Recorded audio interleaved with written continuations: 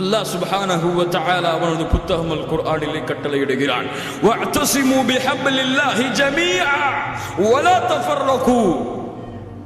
கட்டளை, நீங்கள் எல்லோரும் அல்லாஹ்வுடைய கயிற்றை குர்ஆன் சுன்னாவை பற்றி பிடித்துக் கொள்ளுங்கள், அதிலே நீங்கள் பிரிந்து விடாதீர்கள். வலா தஃபர்ரகு, பிரிந்து விடாதீர்கள்.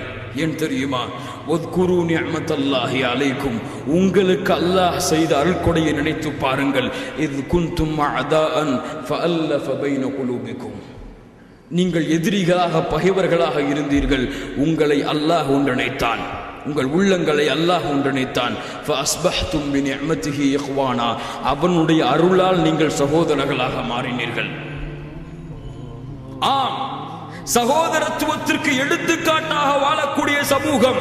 நாங்கள் எல்லாம் இரத்தங்களையும் உடல்களையும் போன்றவர்கள், கட்டிடங்களை போன்றவர்கள் என்று அல்லாஹ்வுடைய தூதரிடந்து வழிகாட்டப்பட்ட சமூகம் இன்று ஒரு முஸ்லிமை பகைத்துக் கொண்டு எதிர்த்து கொண்டு கொள்கை அடிப்படையிலும் கருத்து வேறுபாடுகள் அடிப்படையிலும் பிரிந்து நாராகி சிக்கு நூறாகி இருக்கக்கூடிய நிலைமையை பார்க்கிறோம்.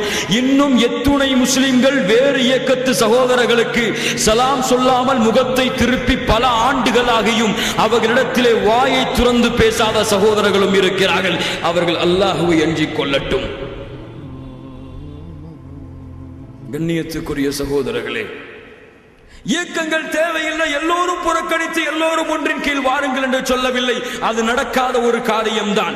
ஆனால் இயக்கங்கள் என்பது பிரிவினைக்கோ சகோதரத்துவத்தை உடைப்பதற்கோ உங்களது ஒற்றுமையை குலைப்பதற்கோ காரணமாக இருந்தால் அந்த இயக்கத்திற்கு இந்த மார்க்கத்திலே அனுமதி கிடையாது. அல்லாஹ்வுடைய தூதர் ஸல்லல்லாஹு அலைஹி வஸல்லம் சொன்னார்கள், துஆத்துன் அலா அப்வாபி ஜஹன்னம், நரகத்தின் வாசலில் இருந்து சில அழைப்பாளர்கள் உங்களை அழைத்துக் கொண்டிருப்பார்கள். ஒமன் அஜாபஹும் கதஃபூஹு ஃபீஹா, யார் அவர்களுடைய வார்த்தைகளுக்கு கட்டுப்பட்டு சென்று விடுகிறார்களோ அவர்களை நரகத்திலே தூக்கி எறிந்து விடுவார்கள்.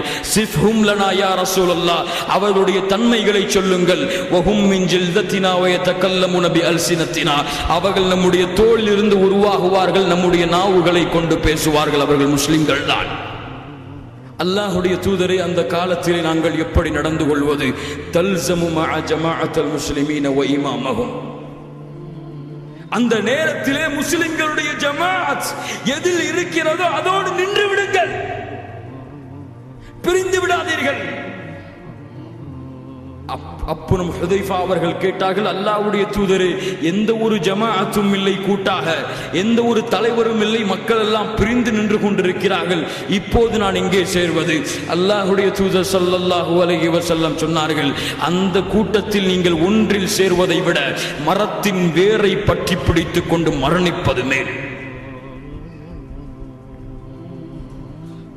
நான் பொதுவான இயக்கங்களை பற்றி குறிப்பிடவில்லை, பொதுவான ஜமாஅத்துகளை பற்றி குறிப்பிடவில்லை, அல்லாஹ்வுடைய மார்க்க பணிக்காக பெயர்களை வைத்துக் கொண்டு நடைபோடக்கூடிய இயக்கங்களை பற்றி குறிப்பிடவில்லை. அவர்கள் எல்லோரும் நடைபோடுவதற்கு இந்த மார்க்கத்திலே அனுமதி இருக்கிறது. ஆனால் எந்த ஒரு இயக்கம் முஸ்லிம் ஜமாஅத்தை கெடுக்கிறதோ, முஸ்லிம்களுக்கு மத்தியிலே பிரிவினையை சகோதரத்துவத்தை உடைக்கிறதோ, கொள்கை அடிப்படையில் ஒன்றாக இருந்தாலும் கருத்து வேறுபாடுகளால், குர்ஆன் சுன்னாவிலே ஏற்படக்கூடிய சிறிய கருத்து வேறுபாடுகளால் தங்களிடத்திலே பிரிவை ஏற்படுத்தி அவர்களை ஒதுக்கி விடுகிறதோ, அந்த ஒரு ஜமாஅத் இந்த மார்க்கத்திலே அனுமதி கிடையாது.